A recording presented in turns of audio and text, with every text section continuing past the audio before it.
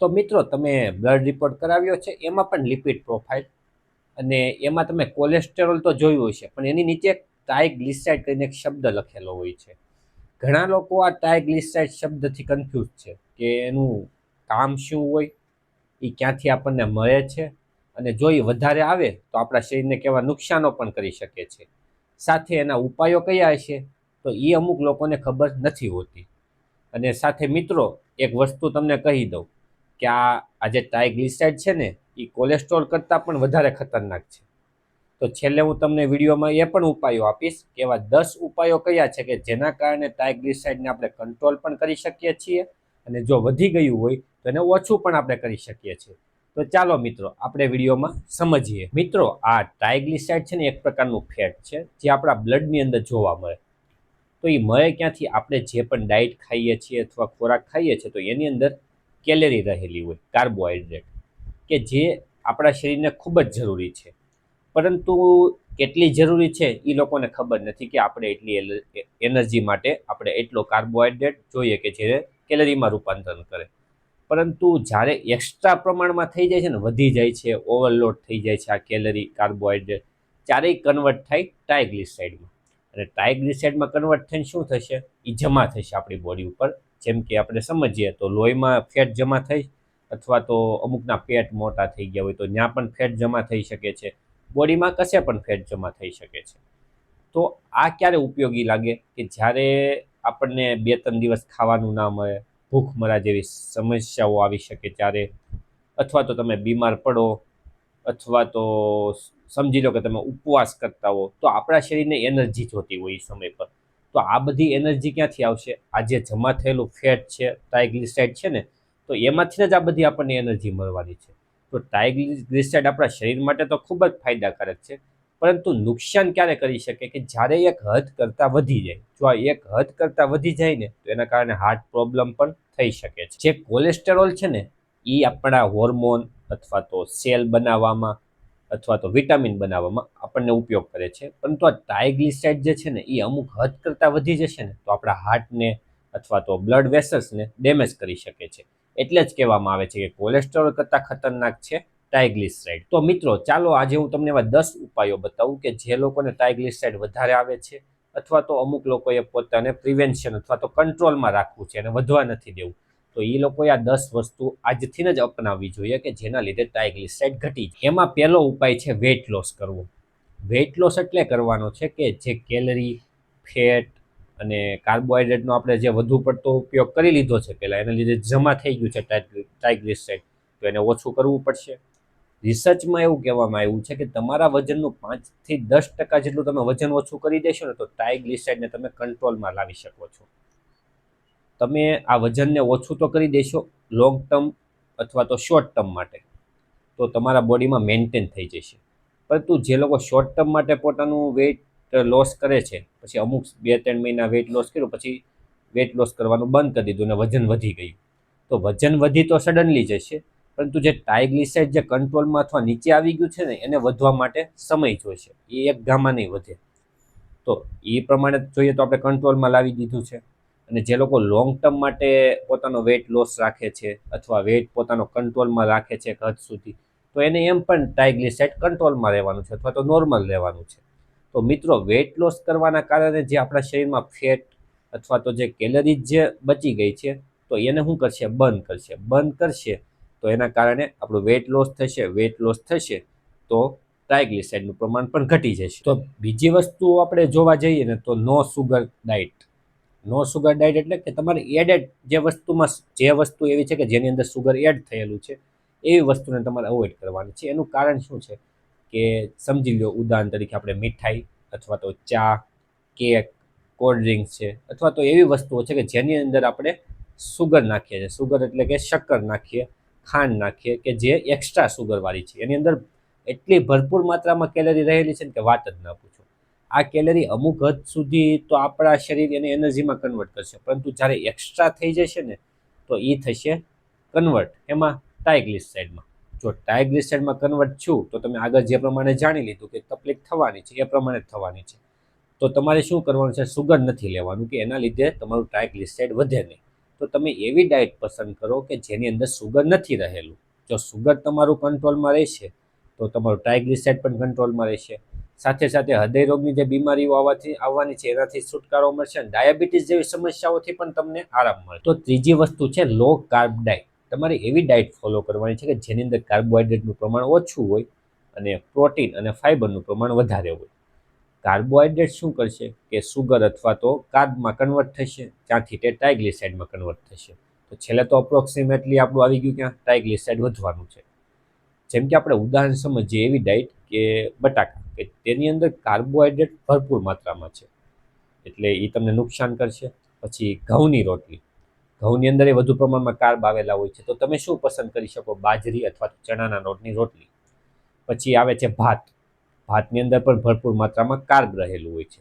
તો આ એવી બધી ડાયટ છે અથવા એવી બધી વસ્તુઓ છે જેની અંદર કાર્બોહાઈડ્રેટ સૌથી વધારે માત્રામાં આવેલું હોય, જે છેલ્લે કન્વર્ટ થશે ક્યાં? ટ્રાયગ્લિસરાઇડમાં. તો તમે એવી ડાયટ ફોલો કરો કે જેની અંદર કાર્બ ઓછો રહેલો હોય. જેમ કે તમારે ફ્રૂટ ખાવા હોય તો ફ્રૂટ લઈ શકો છો, વેજીટેબલનો પણ તમે સમાવેશ કરી શકો છો, ઓલિવ ઓઇલ છે. તો એવી બધી વસ્તુઓ યુઝ કરો કે જેની અંદર કાર્બ ઓછું રહેલું હોય. જો આ કાર્બ ઓછું થશે તો એના લીધે કેલરી ઓછી થશે, કેલરી ઓછી થશે તો તમારું ટ્રાયગ્લિસરાઇડ વધી નહીં શકે. ચોથી વસ્તુ છે મોર ફાઇબર. જેમ આપણે લો કાર્બ ડાયટમાં જોઈ લીધું કે ફાઇબરવાળી વસ્તુ વધારે ખાવાની. શા માટે? તો ફાઇબરવાળી જે વસ્તુઓ છે ને તમારા ટ્રાયગ્લિસરાઇડને ઓછું કરવામાં મદદ કરશે. જેમ કે આપણે સમજીએ કે વેજીટેબલ, ફ્રૂટ અથવા ઓટ્સ, સીડ્સ કે જેની અંદર ભરપૂર માત્રામાં ફાઇબર રહેલા છે. જો તમે આ વસ્તુ ખાશો ને તો તમારા પાચનમાં જ્યારે વસ્તુ જશે ને તો એમાંથી ફેટ અને સુગરના એબ્ઝોર્પ્શનને ઓછું કરી દેશે, ઘટાડી દેશે આ ફાઇબર. તો જો ઘટાડી દેશે સુગર અને ફેટને એબ્ઝોર્પ્શનને, તો એના લીધે ટ્રાયગ્લિસરાઇડમાં કન્વર્ટ નહીં થઈ શકે. તો આના કારણે તમારી ડાયટને એવી તમારે રાખવાની છે કે જેની અંદર વધુ ફાઇબર રહેલા હોય અને ઓછું કાર્બોહાઈડ્રેટ રહેલા હોય કે જેના કારણે ટ્રાયગ્લિસરાઇડ ના વધી શકે. પાંચમી વસ્તુ છે એક્સરસાઇઝ, એમાં સ્પેસિફિક એરોબિક. શા માટે? કે તમારે ડેઇલી તમારે 30 મિનિટ જેટલી એક્સરસાઇઝ કરવાની છે. ભલે તમે વોકિંગ, સાયકલિંગ, સ્વિમિંગ કરો કે જેના કારણે ટ્રાયગ્લિસરાઇડ ઘટી શકે.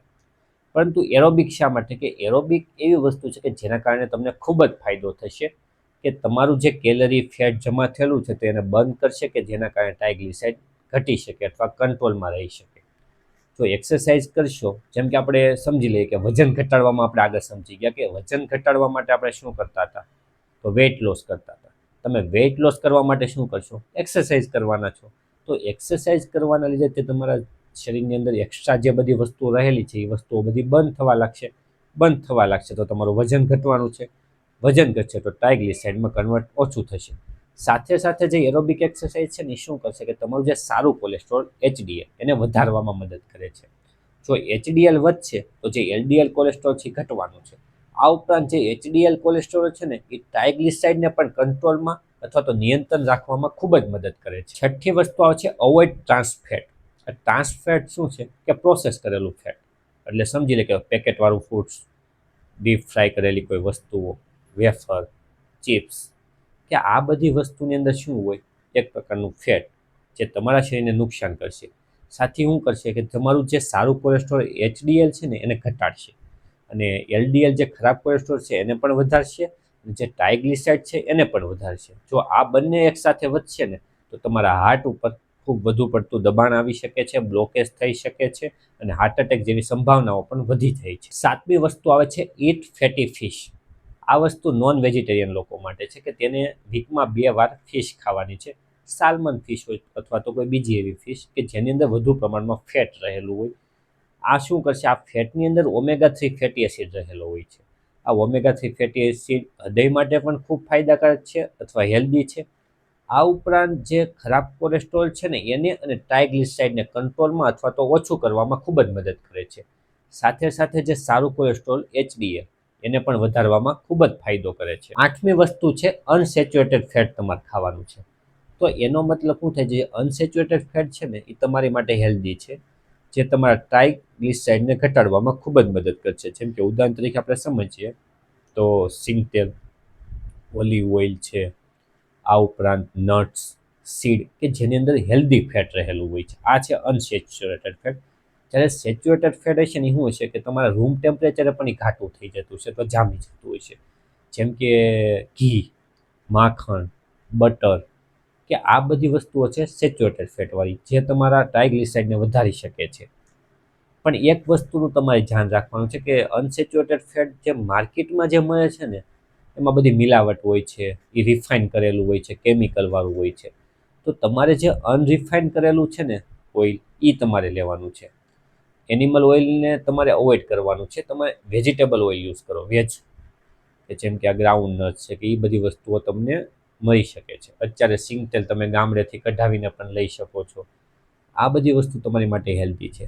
પરંતુ જે માર્કેટમાં જે કેમિકલવાળી બધી વસ્તુઓ મળે છે એને અવોઇડ કરો, કે એના લીધે તમારું ખરાબ કોલેસ્ટ્રોલ વધશે, સાથે સાથે ટ્રાઇગ્લિસરાઇડ પણ વધશે.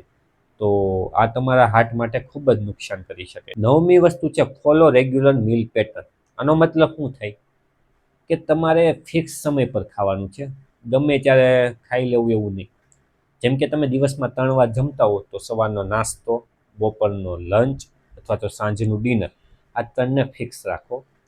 ક્યારેક ખાશો, ક્યારેક નહીં ખાઓ, ક્યારેક સાંજનું ડિનર 8 વાગે કરશો તો ક્યારેક સાંજનું ડિનર 10 વાગે, અથવા તો ડિનર ક્યારેક તો 12 વાગે રાત્રે બહારનું જ થઈ જાય છે. તો આ ડિસ્ટર્બન્સના લીધે તમારું તમારું ટ્રાન્સ ફેટ છે ને એ વધવાનું છે. કોઈ રેગ્યુલર વસ્તુ તમારે ફોલો કરવાની છે કે જેના કારણે તમારું બોડી એડપ્ટ થઈ શકે. અમુક લોકો ક્યારેક ખાતા નથી તો ક્યારેક ખાય છે. આવી રીતે ઇનરેગ્યુલેરિટી નથી રાખવાની. ફિક્સ સમય રાખવાનો છે, ફિક્સ ટાઈમ રાખવાનો છે. દિવસમાં તમે ફિક્સ એટલી વાર જ જમો. આ બધી વસ્તુને ફિક્સ રાખો, નહીંતર તમને ખૂબ જ નુકસાન કરી શકે છે આ બધી વસ્તુઓ. 10મી વસ્તુ છે કે તમારે રેગ્યુલર આલ્કોહોલ પીતા હોય ને તો એને ઓછું કરવાનું છે. કેમ કે આલ્કોહોલના કારણે સુગર અને કેલરીઝ વધી જાય છે. તો સુગર ને કેલરીઝ વધી જશે તો ટ્રાન્સ ફેટમાં કન્વર્ટ જરૂરથી થશે અને તમને નુકસાન કરી શકે છે. તો મિત્રો, તમને આ 10 ઉપાય ખબર પડી ગઈ છે. આપણે એકસાથે સમજી લઈએ તો વેઇટ લોસ કરવાનો છે, સુગરવાળી વસ્તુઓ નથી ખાવાની, જે વસ્તુમાં કાર્બ રહેલી છે એને ઓછી કરી દેવાની છે, વધારે નથી ખાવાની. આ ઉપરાંત તમારે ફાઇબરવાળી વસ્તુઓનો સમાવેશ કરવાનો છે તમારી ડાયટમાં. આલ્કોહોલ નથી પીવાનો, રેગ્યુલર તમારે ડેઈલી 30 મિનિટ એક્સરસાઇઝ કરવાની છે. તમારે તમારું ખાવાની પેટર્નને ફિક્સ કરવાની છે સમય ઉપર, કે ફિક્સ સમયે તમારે ખાવાનું છે, આમથી આમ નથી કરવાનું. જો તમે નોન વેજીટેરિયન હોય તો તમે ફિશ લઈ શકો છો. જે વસ્તુ રિફાઇન નથી થયેલી અથવા તો અનસેચ્યુરેટેડ ફેટ, એ વસ્તુ તમારે લેવાની છે. ટ્રાન્સ ફેટ જેની અંદર રહેલું છે એ બધી વસ્તુઓને અવોઇડ કરવાની છે. તો આ 10 ઉપાયો એવા છે કે જેના કારણે તમારું ટ્રાઇગ્લિસરાઇડ વધી ગયું હશે, અથવા તો કંટ્રોલમાં છે તો તમારે કંટ્રોલમાં રાખવું હોય તો, અથવા તો વધી ગયું છે તો તમારે નિયંત્રણમાં કરવું હોય તો આ 10 વસ્તુઓને તમે અપનાવો અને તમારા ટ્રાઇગ્લિસરાઇડને કંટ્રોલમાં કરો. તો મિત્રો, તમને આ વિડીયો પસંદ આવ્યો હોય તો લાઈક કરો, તમારા ફેમિલી ફ્રેન્ડને શેર કરો, કેમ કે એ લોકો માટે પણ આ વિડીયો ખૂબ ઉપયોગી થઈ શકે છે. સાથે અમારા કોમેન્ટમાં દર્શાવો તમારા મગજમાં અથવા મનમાં થતા એવા પ્રશ્નો, અમે તેના જરૂરથી જવાબ આપીશું. સાથે ચેનલને સબસ્ક્રાઇબ કરવાના ભૂલશો નહીં અને બેલ આઇકન પર ક્લિક કરો. આભાર મિત્રો, ફરીથી આપણે નવા વિડીયોમાં જરૂરથી મળીશું.